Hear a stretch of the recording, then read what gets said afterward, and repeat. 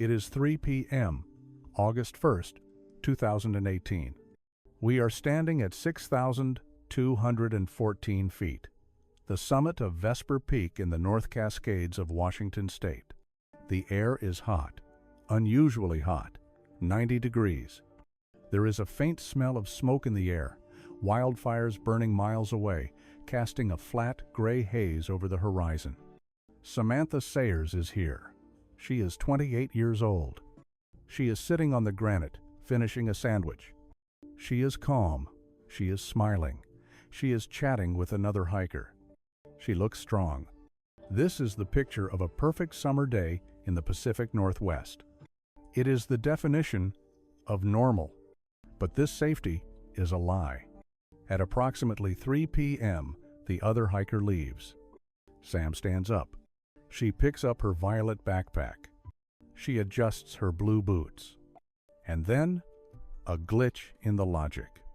A fracture in reality. The trail back to her car, back to safety, back to her boyfriend Kevin, who is waiting for her lies to the northeast. But Sam doesn't turn east. She turns south. She walks toward the south face. From where she stands, it looks like a shortcut, a gentle, heather-covered ramp leading down to the valley. It is an optical illusion, a geological trap designed by nature. 1 step, 2 steps. She walks over the ridgeline, and just like that, she vanishes. She leaves behind no footprints. She leaves behind no clothing. She walks into a mystery that will consume 8,000 hours of search time. It will deploy military helicopters, drone swarms, and thousands of internet detectives. It will spark conspiracies about kidnappings and serial killers. But the truth might be far colder. Sam Sayers didn't just get lost. She walked into a place where the earth swallows you whole. A place where screams are drowned out by the roar of the river. Welcome to Vesper Peak. And this is the anatomy of a disappearance. To understand how a seasoned hiker vanishes into thin air, we must first profile the victim, because Samantha Sayers is not your typical damsel in distress. She is a fighter. At 28, she lives in the Belltown neighborhood of Seattle. She is an entrepreneur, resilient, independent. She runs a cleaning business and an online store for new mothers. Her appearance is striking. Sam suffers from alopecia areata, an autoimmune disorder. She has no hair. Instead of hiding it, she owns it. She tattoos a constellation of stars on the side of her head, a Roman laurel wreath. This is her trademark. It makes her impossible to miss. And yet, nobody can find her. Let's look at her inventory for August 1st. This list is critical. It is the difference between life and death. She is wearing new La Sportiva mountaineering boots, teal and blue, sturdy, professional. She carries a violet local lion backpack. She has trekking poles for stability, sandwiches, chips, water. But here is the fatal deficit. She is hiking fast and light. She expects to be back in her car by sunset. She has no sleeping bag. She has no emergency bivvy. Most critically, she has no flashlight, no headlamp. In the rugged terrain of the North Cascades, movement becomes impossible the second the sun goes down. Without a light, you are paralyzed. Sam is carrying a death sentence in her backpack simply by what she didn't pack. The timeline begins. 8 a.m. Sam parks her blue Ford Fiesta at the Sunrise Mine trailhead. She starts the climb alone. The trail is brutal. It gains 4,000 feet in just 4 miles. 11:30 a.m. She reaches Headley Pass. Hikers call this the bowling alley. It is a steep, narrow chute of loose rock. One slip here sends boulders crashing down on your head. Sam navigates it perfectly. Witnesses see her. She is moving fast. She is strong. 12 p.m., high noon.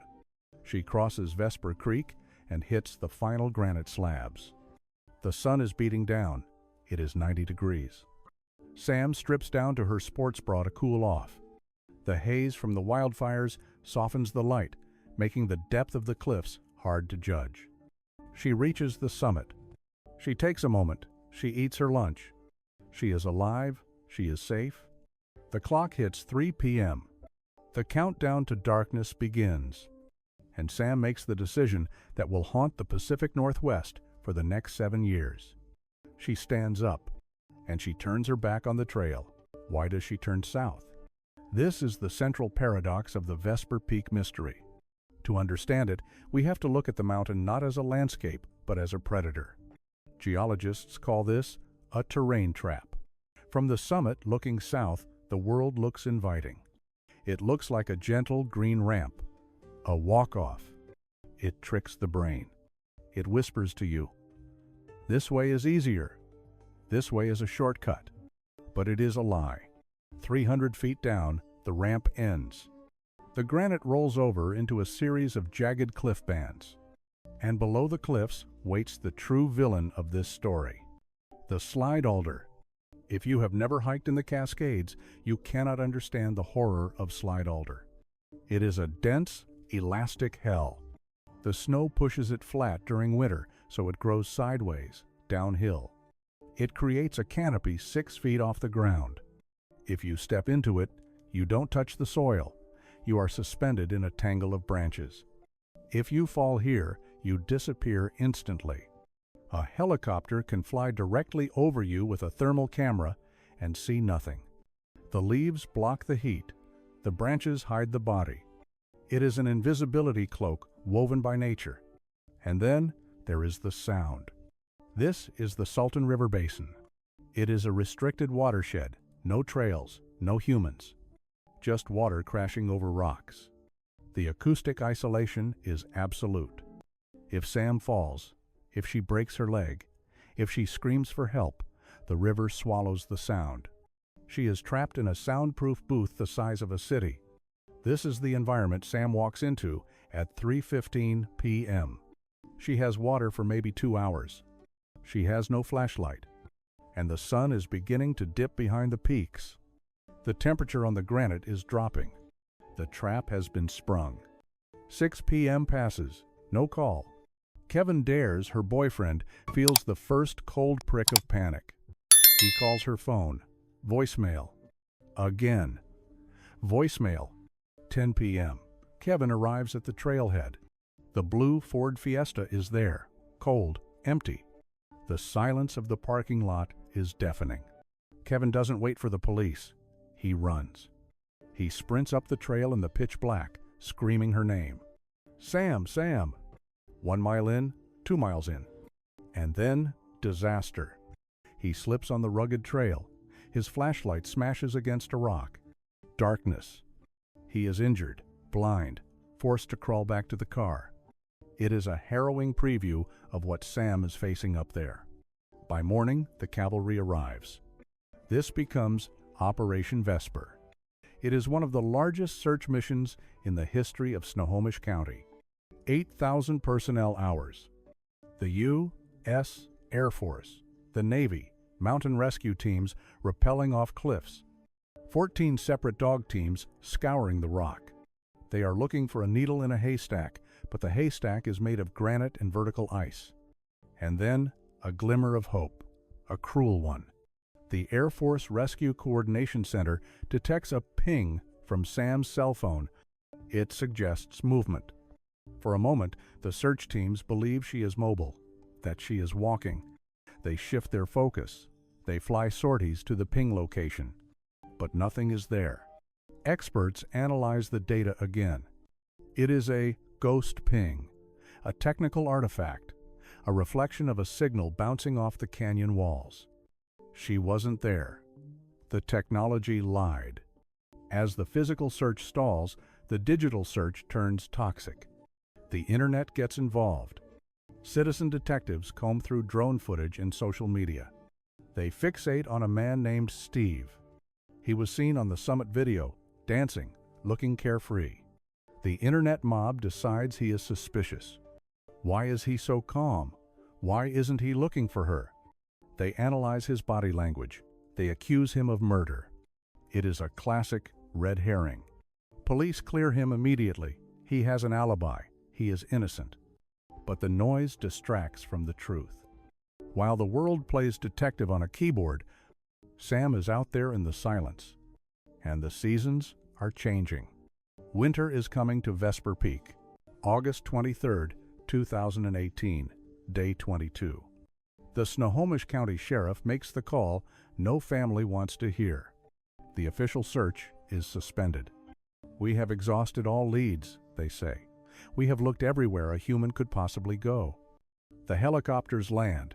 The dogs go home. Silence returns to Vesper Peak. But for Kevin Dares, the silence is unacceptable. If the government stops, he starts.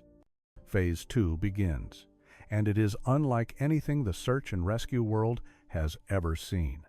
Kevin refuses to leave the mountain. He crowdfunds a private army. He hires Fernando Morera, a legendary tracker. He organizes supply drops, hiking heavy bags of food and survival gear into caves just in case Sam is alive, huddled in the dark, waiting. But the real weapon is technology. Drones. They fly grid patterns over the deadly south face, the places no human can step. They capture hours of 4K footage. Kevin uploads it all to the internet. He weaponizes the crowd. Thousands of strangers from around the world become digital searchers. They watch the footage frame by frame. They build spreadsheets. They log timestamps. 10:2, purple object. 14:15, blue boot. Late August, a breakthrough. The digital team spots something violet, the exact color of Sam's backpack. It is caught high in a tree, in a zone impossible to reach on foot. Adrenaline spikes. This is it. A helicopter is dispatched to verify. They hover, they zoom in. It's a balloon. Just a piece of trash. The mountain is taunting them. Every clue is a dead end. Every hope is a trap. Time passes. The seasons turn. The snow buries Vesper Peak, then melts, then buries it again. And then history repeats itself. October 2019. Rachel Lakoduk, 28 years old. She goes for a hike at Hidden Lake Lookout. It is the same brutal terrain, the same profile. She parks her car. She starts walking. And she never comes back. 2 women, 2 mountains, 1 shared mystery. Kevin Dares, still haunted by Sam's disappearance, sees this new tragedy. He knows the pain Rachel's family is feeling. He joins the search for Rachel. He channels his grief into a new mission. If he can't find Sam, maybe he can find Rachel. August 14, 2021. Nearly 2 years have passed since Rachel vanished. Kevin Dares and a private searcher named Bud Carr are bushwhacking through a steep drainage below Hidden Lake. They are miles off the trail. They are pushing through the slide alder, that same thick, impenetrable brush that surrounds Vesper Peak. Kevin stops. He sees a sleeping bag. He sees a backpack. And inside are the skeletal remains of Rachel Lakoduk. She was there the whole time. Helicopters had flown over her. Drones had scanned the area. But the vegetation hid her perfectly. She had slipped, fallen into the drainage, and the forest closed over her like a tomb. It is a moment of victory and a moment of devastating defeat. Kevin Dares found Rachel. He gave her family closure. But as he stands there, looking at the remains of a lost hiker, the question screams in his mind. He collapses in emotion. He asks the universe the only question that matters. Why can't I find Sam? The discovery of Rachel Lakoduk proves a terrifying truth. You don't need a serial killer. You don't need a kidnapping plot. You just need gravity and a few feet of slide alder.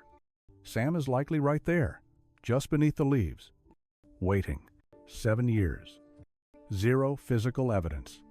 When a human being evaporates, the human mind struggles to accept the silence. We fill the void with stories. In the case of Sam Sayers, 3 theories have risen to the surface. A triangle of possibilities. 1 is criminal, 1 is supernatural, and 1 is simply tragic. Theory number 1, foul play. The internet loves this one. She saw something she shouldn't have. Someone followed her. It is a seductive idea because it gives us a villain we can fight. But apply the logic of Sherlock Holmes. Sam was a strong, fit woman. She had trekking poles, weapons in her own right. There were no signs of a struggle, no screams heard. And her car, locked, untouched. To abduct someone from a 6,000-foot summit in broad daylight without leaving a trace? It is statistically impossible. Theory number 2, the cluster. Authors like David Paulides classify Sam as part of a missing 411 zone. They point to other cases nearby. Harry March, a mushroom picker who vanished. The Mount Index hikers. They talk about the lack of scent for the dogs. They talk about granite boulders. They suggest something high strangeness is at work. But here is the cold science. Search dogs rely on skin rafts, microscopic cells we shed. On a hot, windy day on exposed granite, those cells are blown into the next county in seconds. The no-scent phenomenon isn't magic, it's physics. And the other cases? Mushroom pickers go off-trail on purpose. Climbers die in avalanches. The only thing connecting these people is the unforgiving geography. Which brings us to theory number 3, the rational horror. Sam didn't meet a killer. She didn't meet a ghost. She met the south face. She made one navigational error. She turned south. She dropped into the slide Alder. And just like Rachel Lakoduk, the mountain simply closed its fist around her. But there is one final, lingering nightmare. One possibility that keeps searchers awake at night. If Sam fell into the brush, like Rachel, we might find a boot eventually. A backpack strap. A bone. But what if she didn't go south? What if she fell north? The north face of Vesper Peak is a vertical wall. At the bottom of that wall are moats. These are deep gaps between the warming rock and the permanent ice fields. They can be 50 feet deep. If you slip on the edge, you slide into the gap. The snow above can collapse, sealing the hole. The 304th Rescue Squadron rappelled down there. They looked into the black abyss of the moats. They saw nothing. But moats are shifting, living things. If Sam is down there, she is preserved in ice, hidden under tons of snow, beyond the reach of drones, beyond the reach of dogs. This is the cruelty of the wilderness. It offers 2 graves.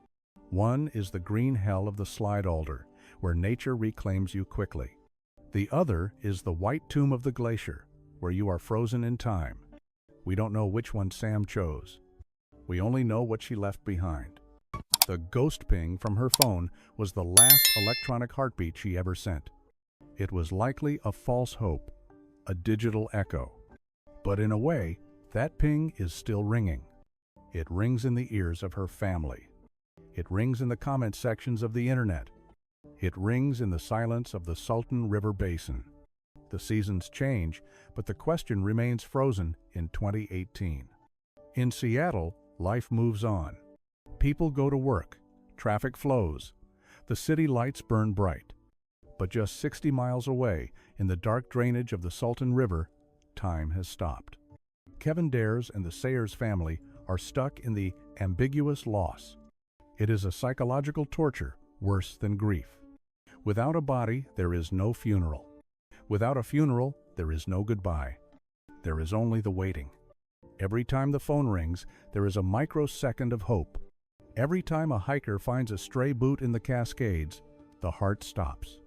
Now, I turn the investigation over to you. You have seen the maps. You have heard the timeline. You know about the ghost ping and the visual trap. Did Sam Sayers simply make a fatal wrong turn, descending into the slide Alder that hides her to this day? Is she buried in the moats of the North Face? Or do you believe the darker theories that something or someone intercepted her on that summit? Leave your analysis in the comments below. Debate the evidence.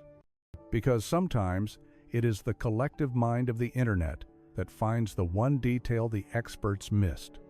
We need to keep her name in the algorithm. We need to keep the search alive. The disappearance of Samantha Sayers is a terrifying reminder of a truth we try to forget. Civilization is a thin veneer. We drive our cars, we check our phones, we feel like masters of the world. But just 2 miles from the road, the rules of humanity do not apply. The wilderness is not malicious, it is not evil, it is indifferent. It does not care if you are loved. It does not care if you are strong. It only cares if you make a mistake. Sam Sayers walked into the light of a perfect summer day, and the mountain kept her. She is part of the geology now, whispering in the wind of the North Cascades, waiting for someone to look in the right place.